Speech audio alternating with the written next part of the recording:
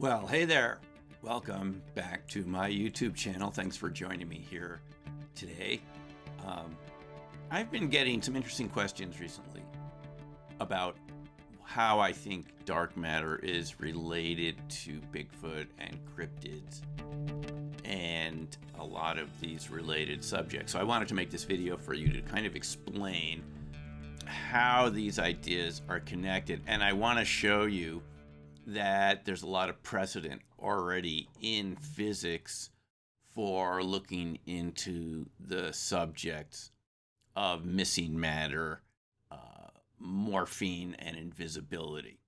So how do these ideas really connect? Because this is sort of what I'm suggesting. I'm calling them dark matter monsters here. So how does that actually link in to what we see around cryptids and Bigfoot and related phenomena? Well, first of all, I think you need to, if we look back at the history in physics, going back to the 1950s, there are already two branches, and probably before, but there's first two branches here which link up to the idea that what we see around us is not a complete description of reality. We're just seeing some of it. And who are the researchers that told us this? Well, I think first it would be Hugh Everett in 1957 in his dissertation thesis, which he called Relative States. His attempt to look at quantum mechanics from a macroscopic point of view, the Schrödinger wave function, and to ask the question if this quantum wave function describes many possibilities for any group of particles. How come you and I just see one description of that equation when there are lots of many other possibilities? It's called the measurement problem, which is how come when you observe or take a measurement of a quantum process, you get a particular set of values. What happens to the other descriptions? And the preferred basis problem, which is if reality can take many different probable descriptions, why do we see the particular description around us right now, particular colors and temperatures and characteristics of the matter that we see around us? So Hugh Everett answered this question by saying that the quantum wave function describes a branching reality structure with many different possibilities described by many different branches, but you and I are only privy to one of those branches at a time, and that's what we're seeing. And that was called the relative states interpretation of quantum mechanics, and it was later changed to the idea of many worlds, which led to the idea of parallel realities, an idea that really was first made popular by Star Trek in some of those very early Star Treks from, I believe, the late 60s when I first started watching it as a kid. Sorry for the bone crunching noises. This is Astro below here chewing his bone. So the other idea for a hidden sector of reality, in other words, a part of reality that we cannot see or very easily measure, comes from the work of Nobel Prize winners Yang and Lee, working at Brookhaven, I believe, also in the 50s, who found out that there exists what's called a parity violation in particle physics. In other words, the idea up to Yang and Lee's time was that everything in physics is symmetrical. And that would be the idea that any motion that you make, anything you do, looks exactly reversed if you look at it yourself or something in a mirror. It should be identical but reversed images, right? It sort of intuitively makes sense if you've ever played around in front of a mirror as a kid or something like that. But what Yang and Lee found is you don't get this mirror symmetry. You get a parity violation, and this was found for example, in neutrino spin, where there's, I believe, more of a left-handed versions of these neutrinos than you would expect if you had perfect symmetry. So what Yang and Lee said is perhaps this symmetry in the universe is restored if we accept that some of these particles, I believe it's something on the order of 1 out of 10,000 or something like this, violates symmetry and creates a parity violation. If there was a hidden sector in our universe where some of these particles were symmetrical, but we couldn't measure them directly, again suggesting the idea of parallel realities. In other words, reality is more than what we can immediately measure with our senses and our equipment. It's in a hidden sector. And this idea, as I've talked about in previous videos, was taken up by a researcher at Oak Ridge National Laboratories called Leo Broussard, who at the time of reading these articles about her a couple of years ago, was looking for this hidden sector in the behavior of neutrons, because there's this sort of disparity in neutrons when they're emitted from an atomic nucleus. There's a disparity in the decay times, which should not exist depending how you measure this, the neutrons. The experiment should be exactly the same, but they're off by something like 18 seconds, which is a long time in physics. For a neutron decay, neutrons by themselves outside of a nucleus. And so that led Broussard to the idea that there's also this hidden sector where the neutrons are like oscillating into a parallel Earth reality. I think you can see where this is going. The idea of parallel realities and hidden sectors, and if we apply this to the issue of Bigfoot and cryptids and phenomena like this, which seem to have an invisibility component to them, is not something we're just pulling out of a hat. Physics has been talking about it for decades. And just a survey of the literature, I subscribe to Science magazine for a couple decades now, since graduate school. And I originally just subscribed to look at the sociology, economics articles, which there are some in science here and there. But I got fascinated by things like dark matter and condensed matter physics and things like that. So I read those articles too now. So Science magazine also talks about this hidden sector. This is just from 2017. In search for unseen matter, physicists turn to the dark sector. You see? U.S. Energy Department molds probe of shadow world. What does that sound like to you? We've heard from one of the defense contractors recently talking about the shadow biome. It's not that much of a stretch, folks. And in this article, they say in the search for dark matter, and there's a couple particles which are, these dark matter candidates. We've talked about relic neutrinos here before. There's a very small percentage of dark matter. But physicists are interested in finding what is most dark matter. This is matter that we can't see directly, that only interacts with us gravitationally, not electromagnetically. And in this article, they say they've looked for so-called weakly interacting massive particles, WIMPs, and another type of particle called the axion as a candidate for dark matter. These have not been detected yet, but these are just theoretical candidates. The no-shows have led physicists to turn to the dark sector. It's like Yang and Lee. They speculate that dark matter might not consist of a single massive particle tacked on to the standard model, but a slew of lighter particles and forces with tenuous connections to known particles. For example, in the familiar universe massless, photons convey electromagnetic force to the dark sector. A massive dark photon would convey a dark version of electromagnetism, and theorists generally expect that ordinary and dark photons would subtly intertwine or mix. Very rarely then a particle interaction that would normally produce a high energy photon would instead produce a dark photon. This is already contained in this type of article the idea that photons can morph between visible photons and invisible photons, so-called dark photons.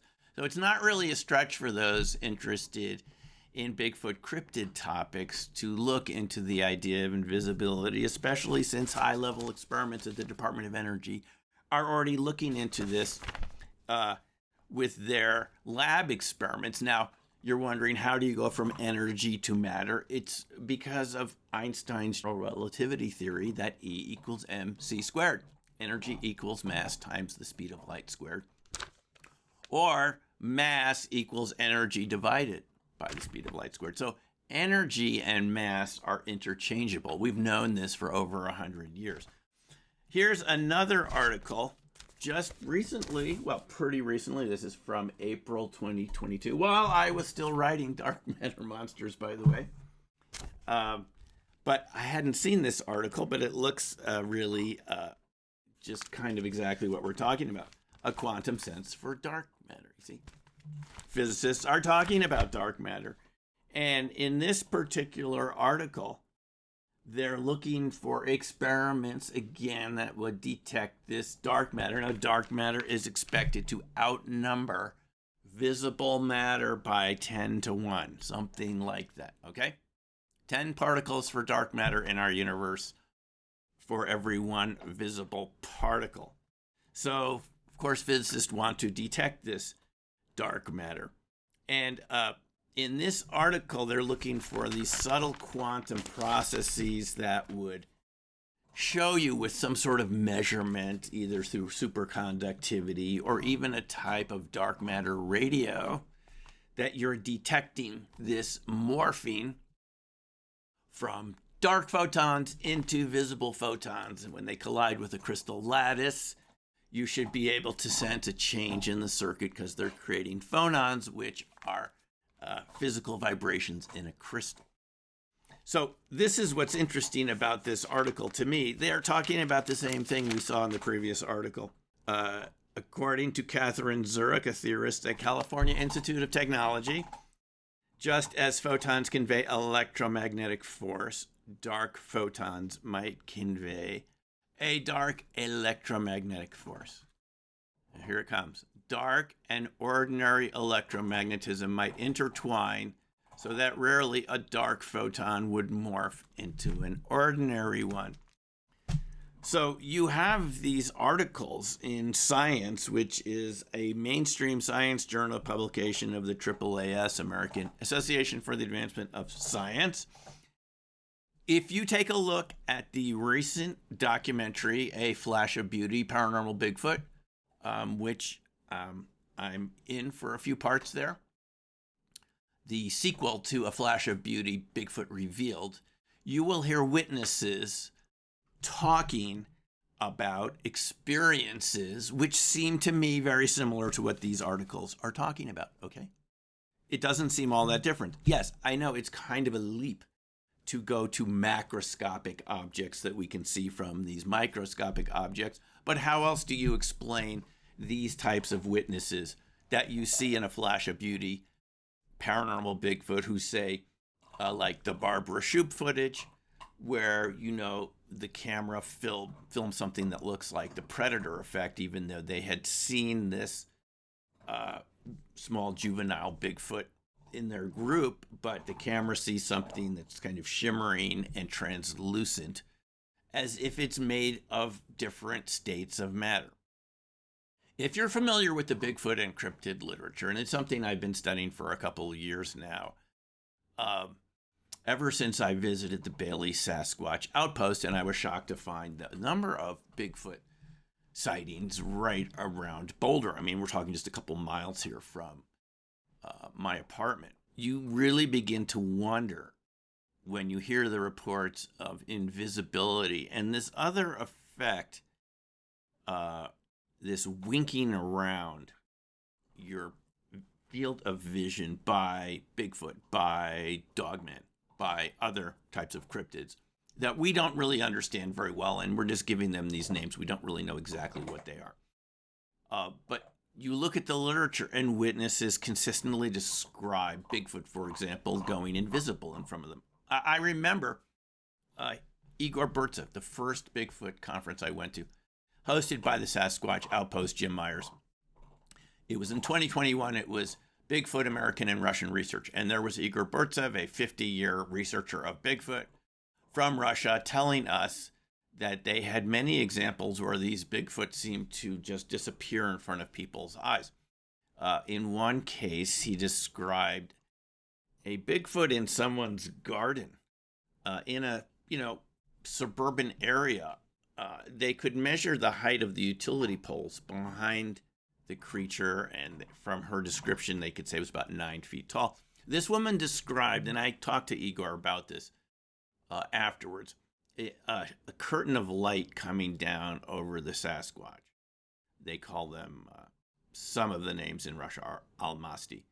Coming down like a curtain of light winking out. As the curtain came down, the Bigfoot disappeared right in front of her eyes. Now, this is the first time I had ever heard about this, so it was quite surprising. But having researched it now, talked to witnesses in Colorado and other areas in the Northwest, if you look at some of my previous videos here, I talk about what I learned at some of these conferences recently in Washington State and Utah. There are many witnesses to this sort of phenomena. I remember Brett Eichenberger, the creator of, with his resonance team of Flash of Beauty, parts 1 and 2, just talking to him over in Vernal, he told me about a case of, I believe it was a law enforcement officer, seeing a Bigfoot go invisible in front of his patrol car. Now, he was driving at the time. By the time he got to where the Bigfoot had been, it was invisible, but he said it was like going, if I remember correctly, like kind of going through turbulence in an airplane. There was like a little bumpiness. He didn't hit anything, but there was still some energy there from where he had physically seen the Bigfoot. And I even talked to a witness up at the Kalispell, Montana Mystery Conference last October in Montana. And this woman told me, and she hadn't shared this story with many people before, that she had been on her grandparents' property as a teenager. And she had seen what her dog saw at first. It kind of went down and was staring at something. She looked and they saw what she described as a very dark-haired juvenile, adolescent juvenile Sasquatch. And she said that it digitized in front of her eyes and disappeared. Now, I asked her, digitized, what does that mean? I mean, like pixelated? She said, yes. It sort of turned into these pixels of kind of light and disappeared right in front of her eyes. It didn't walk away, didn't move away, it just vanished. It sounded very much like Igor Burtsev described. And if you take the time to read the literature, listen to some of these podcasts that you can listen to about Sasquatch encounters, you'll see that this is what people experience. And they experience this around other cryptids too. It can move between spaces without seemingly going between the spaces. Is that a function of our perception, or is it literally changing into another state of matter, more energetic state of matter, and able to sort of move like that? Now, one of the original researchers who I'm a big fan of, Stan Gordon, this is one of his original books on the subject, Silent Invasion, the Pennsylvania UFO Casebook, Bigfoot Casebook. I've had 2 interviews with Stan, one just a few months ago, where he has case after case of this. He describes cases, and this is mostly in western and southwestern Pennsylvania, and he's been doing this since 1959, by the way. He's been manning a hotline for people to call in their reports. In Silent Invasion and some of his more recent books, Creepy Cryptids,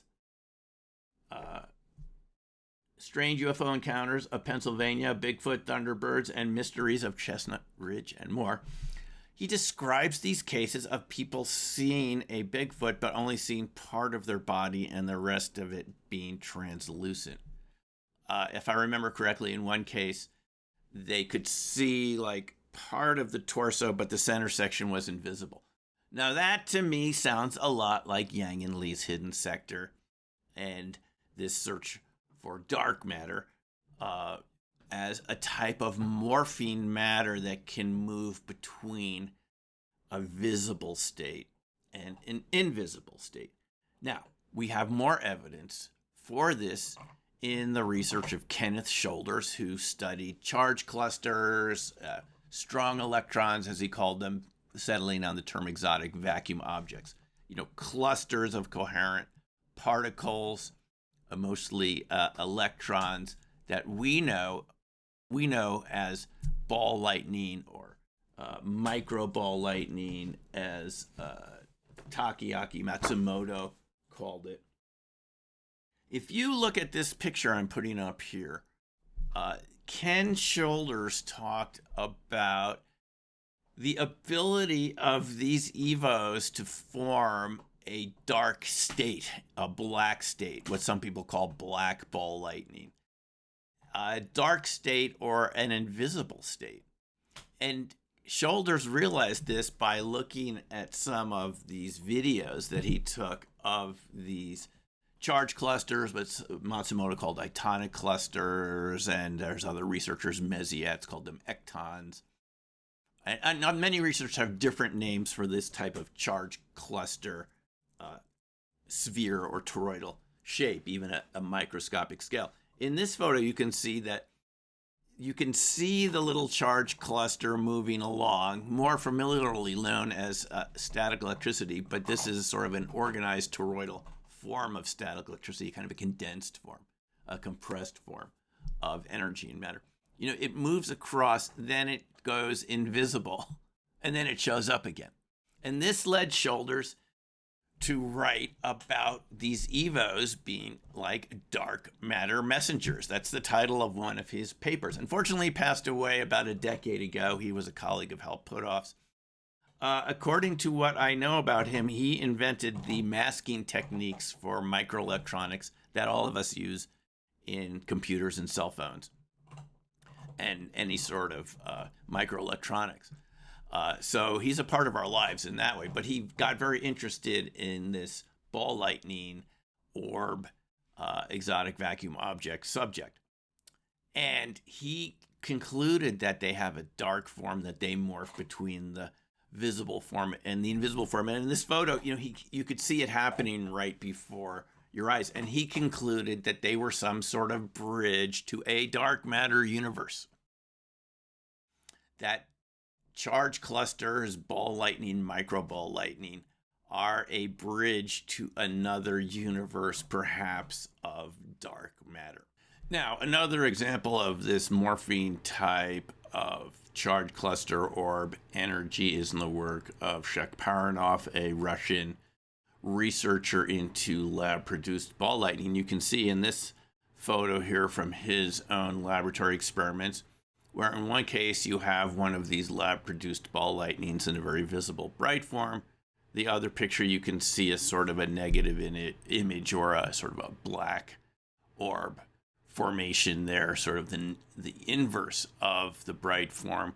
And then Shoulders and others have suggested that there are even intermediate forms where it's not visible at all. So these are several ball lightning researchers who've come to the same conclusion about the morphological character of these ball lightnings.